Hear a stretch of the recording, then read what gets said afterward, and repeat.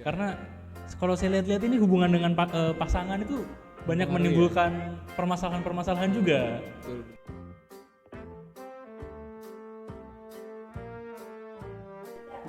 Selamat siang teman-teman.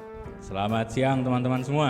Ya, kembali lagi di podcast PKM Cilut 1 dengan saya Dr. Sang dan teman saya.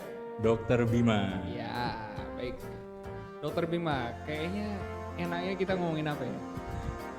Sepertinya pembahasan mengenai mental ini masih perlu dibicarakan lebih lanjut nih, menarik ini. Oke, ya, benar, soalnya kayaknya banyak anak muda yang kayaknya banyak ini ya, generasi 2000-an tuh mental health-nya terganggu kayaknya. Iya, kok sepertinya masih banyak aware terhadap mental itu masih sangat jarang ditemukan ya. Masih banyak orang yang kurang aware dengan apa itu kesehatan mental.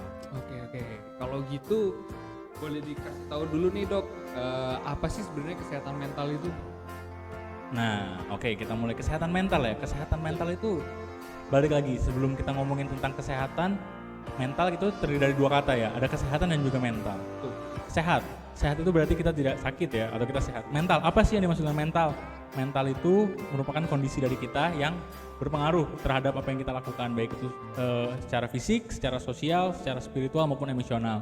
Banyak sekali faktor yang dapat mempengaruhi dari mental, sehingga kita harus memiliki semuanya untuk kita mendapatkan apa yang disebut dengan kesehatan mental. Kalau boleh tahu nih dok, kan tadi dokter bilang banyak faktornya. Kira-kira faktornya apa aja sih dok yang bisa mempengaruhi itu? Oke, sebetulnya kalau kesehatan mental itu faktornya itu dibagi menjadi 3 atau kita singkat dengan biopsikososial. Yang pertama itu ada faktor biologis, yang kedua ada psikologis, dan juga yang terakhir ada faktor sosial. Oke, kita awal dari yang biologis dulu ya. Siap. Yang biologis itu berarti dari diri kita. Biasanya itu yang berpengaruh ada otak atau cara kita berpikir dan juga dari diri kita sendiri. Selanjutnya untuk psikologis. Ya. Psikologis itu bagaimana cara kita berinteraksi dengan orang lain, cara kita menghadapi apa yang orang lain sampaikan, ataupun cara kita menyikapi dari hal-hal yang terjadi pada diri kita. Sedangkan yang terakhir itu sosial. Sosial itu apa? Berarti sosial itu dari lingkungan kita, baik itu lingkungan rumah, dari keluarga, orang tua, atau adik kakak mungkin, atau saudara, dari lingkungan tempat kerja atau sekolah mungkin, dari seperti lingkungan kantor, atau mungkin lingkungan sekolah, bagi yang masih sekolah, sama yang terakhir itu dari hubungan dengan orang spesial mungkin ya. Karena kalau saya lihat-lihat ini hubungan dengan pasangan itu banyak menimbulkan permasalahan-permasalahan juga. Baik dok, mau tanya nih dok, gimana sih kalau misal di masyarakat kan stigmanya tuh kalau terhadap orang dengan gangguan kejiwaan tuh masih buruk ya, itu gimana tuh dok menurut dokter? Oke, menurut saya dan dari cerita teman-teman saya, memang sebetulnya banyak sekali mungkin orang-orang yang merasa bahwa mentalnya itu mungkin mengalami gangguan ya, tapi mereka ini gak berani untuk konsultasi, baik itu ke psikolog maupun ke psikiater ya, karena dianggapnya memang ketika mereka bercerita dengan teman-teman itu adalah hal yang buruk.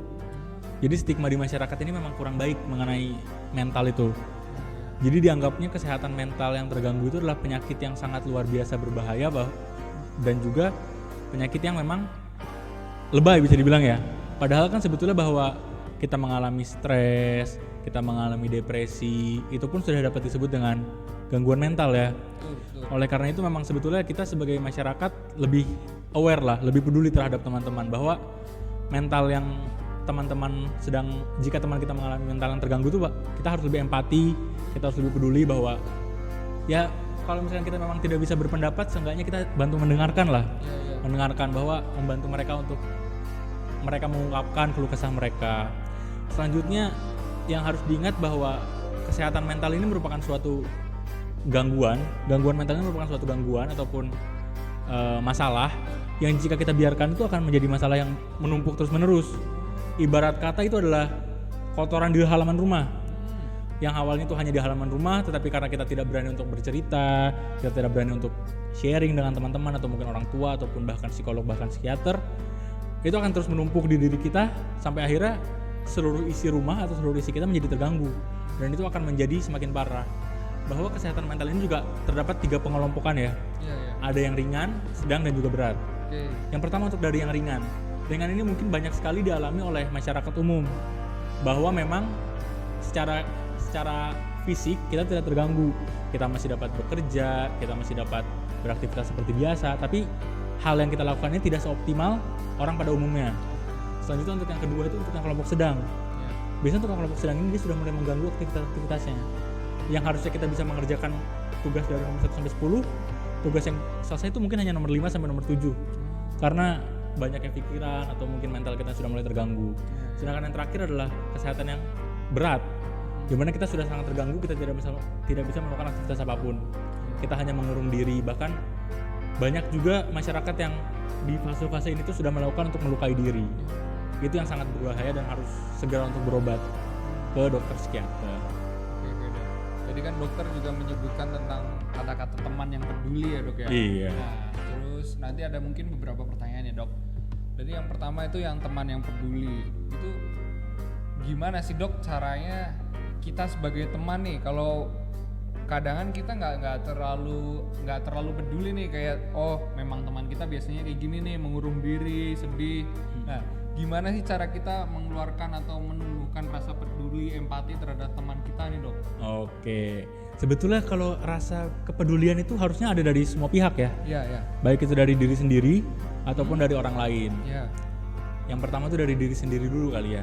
Ya. Kalau dari diri sendiri itu ya berarti kita sebagai manusia tuh harus sadar, oh iya, saya sedang mengalami dalam tanda kutip adanya gangguan, sehingga saya tidak bisa seoptimal biasanya. Nah, kita sekarang peran kita sebagai teman. Apa sih sebagai teman? Yang paling gampang adalah kita sharing dan caring. Ya. Yang pertama kita harus, ya tadi sudah seperti yang saya sampaikan bahwa kita harus mencoba untuk mendengarkan, mungkin mereka punya masalah yang mereka tidak bisa selesaikan sendiri, sehingga kita akhirnya harus mendengarkan. Ataupun ketika kita sudah curiga, kita melihat misalnya ada teman kita yang biasanya ceria, biasanya aktif berbicara, suka aktif di kelas ataupun mungkin di tempat kerja, tiba-tiba dia jadi sedikit lebih pasif. Kita harus berani lah untuk bertanya, kenapa? Atau mungkin ada apa? Siapa tahu mereka ingin bercerita. Atau mungkin ketika mereka tidak berani bercerita dengan kita bisa menyarankan bahwa oh iya, datang saja ke psikolog atau ke psikiater untuk bercerita lebih lengkap di sana. Jadi kita harus at least lebih mendengarkan ya, gimana cara mereka ngomong atau menawarkan diri lah ya, Dok ya. Betul. Terus dokter juga tadi kan menyebutkan psikiater nih, Dok. Kalau Iya. misal gimana sih, kapan kita tahu? Tadi kan dokter juga menyebutkan beberapa hal, kalau misal udah mulai aktivitas terganggu. Nah, itu kan contoh dari sedikit ya, Dok ya. Gimana sih atau kapan sih kita kapan waktunya kita untuk berobat ke psikiater atau ke psikolog gitu, Dok, untuk Oke. memeriksakan kesehatan jiwa kita? Iya. Sebetulnya baik itu psikolog maupun psikiater itu kita tidak ada yang salah ya kita untuk datang kemana. Tetapi ada kondisi-kondisi tertentu di mana kita itu kadang membutuhkan obat. Ya. Kita akan membutuhkan obat. Kita sebagai teman mungkin ketika teman kita mengalami adanya gangguan mental, kita akan menyarankan oh iya ke psikiater saja agar mendapatkan obat. Di mana obat-obat ini dapat membantu untuk pasien tersebut atau untuk orang tersebut menjadi lebih baik lagi. Biasanya untuk kasus-kasus yang depresi, stres berkelanjutan, rasa takut yang berlebihan, rasa panik yang berlebihan, itu nanti biasanya akan dibawa ke psikiater untuk diberikan obat. Oke, baik.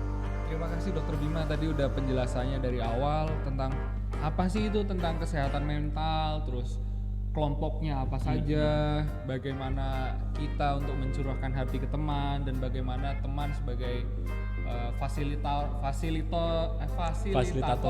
kita itu menanggapi kita, lalu kapan kita harus ke psikiater atau psikolog supaya tidak berkelanjutan. Karena tadi Dokter Bima sampaikan bahwa kesehatan mental itu seperti debu depan rumah ya, Dok ya. Betul. Jadi awalnya mungkin hanya mengganggu tidur, terus lama-lama tidak fokus di pekerjaan, terus lama-lama semakin lama akan semakin memberat, hingga bahkan kadang-kadang orang ingin bunuh diri ya, Dok ya, karena kesehatannya terganggu. Terima kasih Dokter Bima udah dijelaskan nih secara singkat dan padat. Iya. Mungkin kita tutup kali ya, Dok ya, podcast siang ini. Oke. Mungkin sebelum kita tutup ada sedikit pesan kali ya. Siap.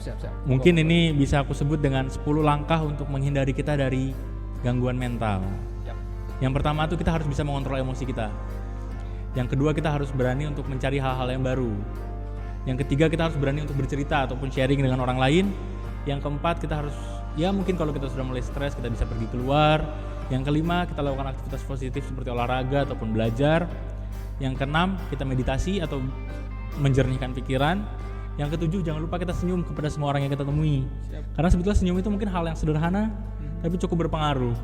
Berikutnya yang kedelapan itu kita menyapa orang lain, seperti say hi, kayak halo dok, halo mbak, halo mas. Itu merupakan hal-hal yang sebetulnya standar ya, simple, tapi cukup berpengaruh juga untuk menaikkan mood dan gairah kita. Berikutnya yang ke-9, jangan lupa kita untuk refreshing, bersenang-senang, dan juga yang terakhir untuk istirahat yang cukup. Karena jika itu merupakan 10 langkah yang sederhana untuk dilakukan tapi dapat mempengaruhi dari kesehatan mental kita. Mungkin itu pesan dari saya. Terima kasih Dr. Bima, terima kasih kru semua. Selamat siang, kami tutup podcast hari ini. Sampai jumpa. Sampai jumpa.